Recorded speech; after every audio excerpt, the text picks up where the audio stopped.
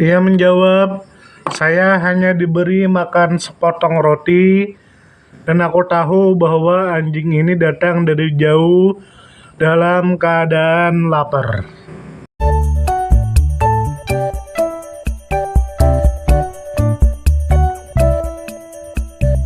Bismillahirrahmanirrahim.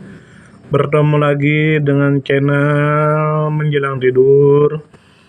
Di sini kita akan lanjut membaca buku karya Al-Allamah Habib Umar bin Hafiz yang sudah diterjemahkan ke dalam bahasa Indonesia yang berjudul Bahaya Kikir. Semoga kita bisa mengambil manfaat dan faedah dari buku tersebut, dan kita yakin tidak mungkin si beliau pengarang buku ini mengarang buku kecuali untuk diambil manfaat oleh orang banyak. Bismillahirrahmanirrahim. Lanjut ke judul, mengutamakan kepentingan orang lain dan keutamaannya. Dan keutamaan mengutamakan kepentingan orang lain. Kedermawanan dan kekikiran mempunyai kedudukan masing-masing. Kedudukan tertinggi dari kedermawanan adalah lebih mengutamakan kepentingan orang lain. Maksudnya, seorang mengutamakan kebutuhan orang lain dari dirinya sendiri. Adapun kekikiran, ada kalanya kikir terhadap dirinya sendiri, meskipun ia butuh.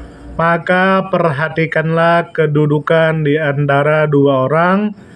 Yang satu mengutamakan kepentingan orang lain, meskipun ia lebih membutuhkan, sedangkan yang lain adalah seorang yang kikir, meskipun terhadap dirinya sendiri.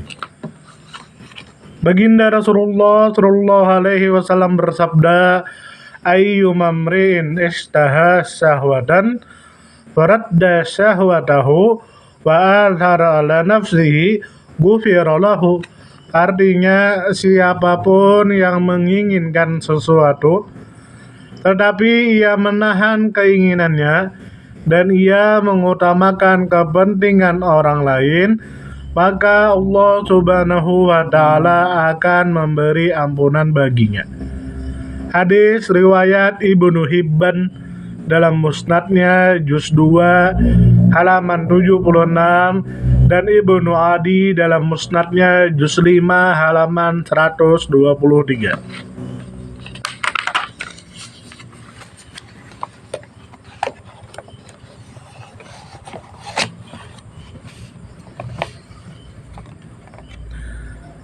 Sayyidah Aisyah radhiyallahu anha berkata, semenjak baginda Nabi Muhammad sallallahu alaihi wasallam berhijrah ke kota Madinah sampai beliau wafat, maka keluarga beliau sallallahu alaihi wasallam belum pernah merasa kenyang dari makanan selama 3 hari berturut-turut. Hadis riwayat Bukhari. Hadis nomor 5416 dan Muslim hadis nomor 2970. Disebutkan bahwa ada seorang tamu berkunjung ke rumah baginda Rasulullah Shallallahu Alaihi Wasallam, tetapi di rumah keluarga beliau Shallallahu Alaihi Wasallam tidak mempunyai makanan sesuap pun. Kebetulan ada seorang sahabat Ansor datang ke rumah beliau Shallallahu Alaihi Wasallam. Maka Rasulullah Shallallahu Alaihi Wasallam menyuruh sahabat Ansor itu pergi ke rumahnya untuk menjamu tamu beliau Shallallahu Alaihi Wasallam. Kemudian sahabat Ansor itu membawa tamu beliau Shallallahu Alaihi Wasallam ke rumahnya. Kemudian ia menyuruh istrinya mematikan seluruh lampu rumahnya karena ia tidak mempunyai makanan kecuali hanya sepiring makanan. Setelah itu ia mempersilahkan tamunya makan, sedangkan ia hanya berpura-pura makan. sehingga tamunya makan hingga kenyang.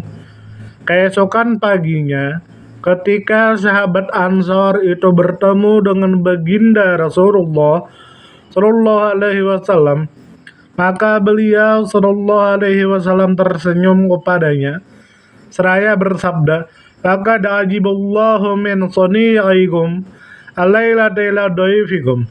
Artinya Allah Subhanahu wa Ta'ala merasa heran atas perbuatan kalian terhadap tamu kalian tadi malam. Kemudian Allah Subhanahu wa Ta'ala berfirman, "A'udzubillahi minasyaitonirrajim, wa yu'thiruna 'ala anfusihim walau kana bihim khassasah wa may yuqashuha nafsihi faulaika humul muflihun." Artinya, dan mereka mengutamakan orang-orang muhajirin atas diri mereka sendiri sekalipun mereka dalam kesusahan. Dan siapapun yang berlindung dari rasa kikir, maka ia termasuk orang-orang yang beruntung. Quran Surah Al-Hasyr ayat 9, hadis riwayat Bukhari, hadis nomor 3797, dan Muslim hadis nomor 2054. Firman Allah di atas mengisyaratkan bahwa lebih mengutamakan kepentingan orang lain termasuk sifat kedermawanan yang paling tinggi, dan itulah salah satu budi pekerti baginda Rasulullah Shallallahu Alaihi Wasallam yang mulia. Diriwayatkan bahwa sahabat Abdullah bin Ja'far radhiyallahu anhu mendatangi salah satu kebun kurma milik seorang yang di dalamnya terdapat seorang budak yang sedang bekerja. Ketika ia diberi makan, kebetulan ada seekor anjing yang mendekatinya. Maka ia memberikan sebagian rotinya kepada anjing itu, sehingga anjing itu menghabiskannya. Kemudian roti diberikan lagi kepada anjing itu sampai 3 suap makanan, sehingga budak itu tidak mendapat bagian dari rotinya. Ketika melihat perilaku budak itu,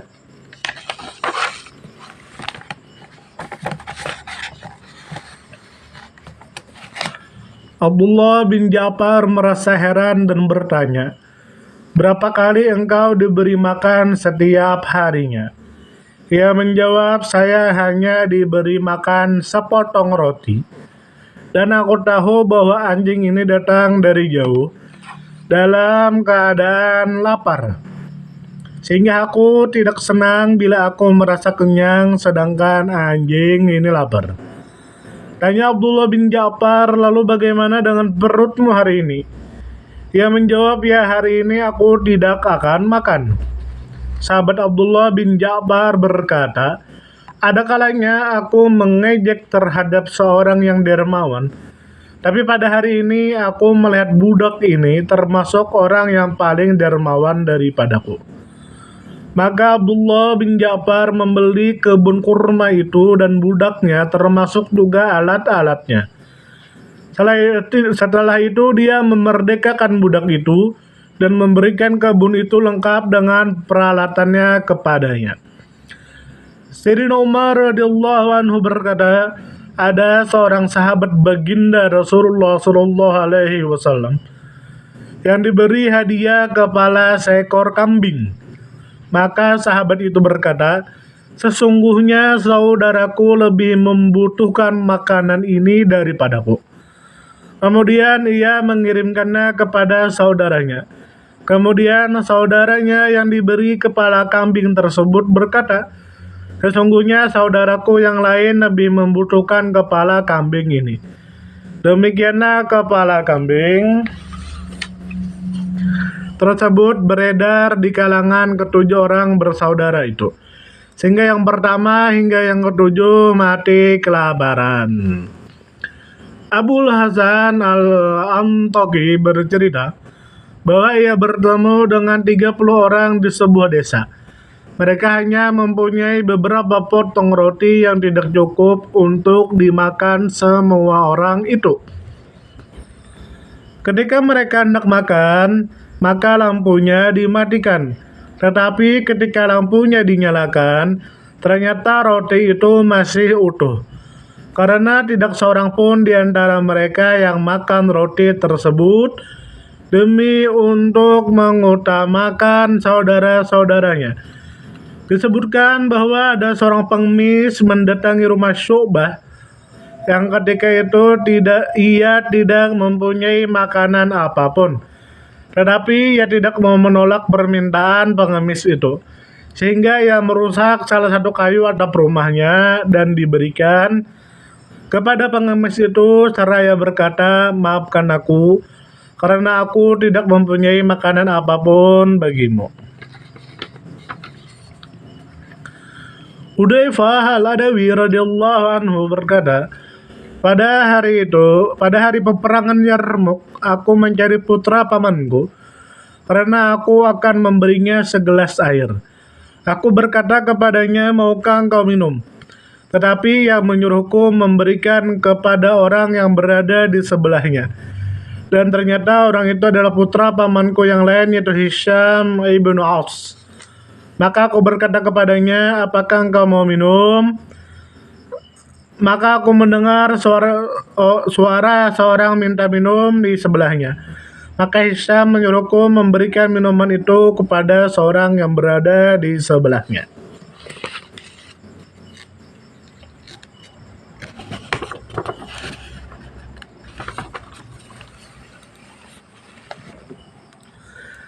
Setelah aku mendatanginya, ternyata ia sudah mati karena kehausan. Kemudian aku mendatangi Hisham, ternyata ia juga sudah mati. Demikian pula ketika aku mendatangi putra pamanku, ternyata ia juga sudah mati.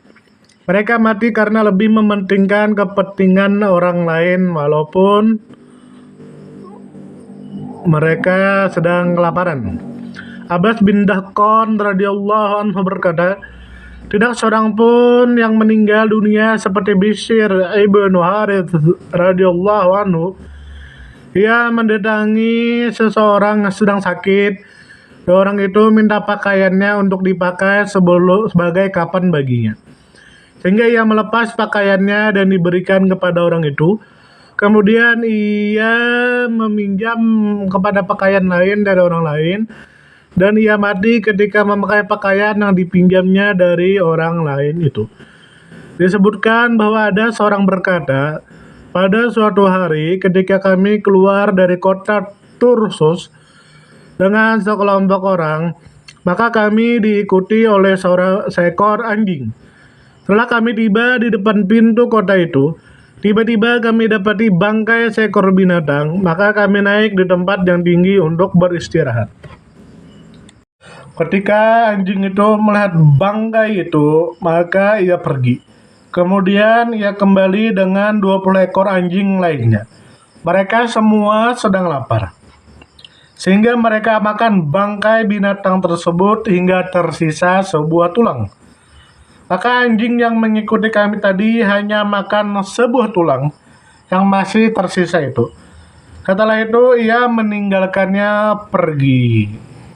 Dari sini semoga bisa diambil manfaat. Tidak mungkin pengarang buku mengarang sebuah buku kecuali untuk diambil manfaatnya oleh orang banyak. Semoga kita bisa menjadi orang yang dermawan. Kita ambil pelajaran dan ambil contoh dari cerita-cerita yang sudah kita dengar tadi. Dan semoga kita bisa mengamalkannya, melakukannya, mengaplikasikannya dalam hidup kita.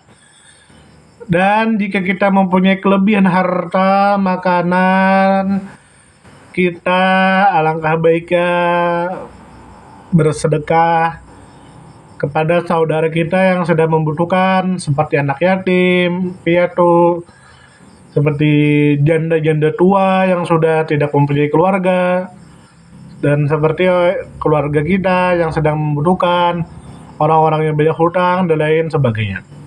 Sampai di sini, nanti kita akan bertemu lagi di pertemuan selanjutnya dengan judul Batasan Seorang Dermawan dan Seorang Gigir.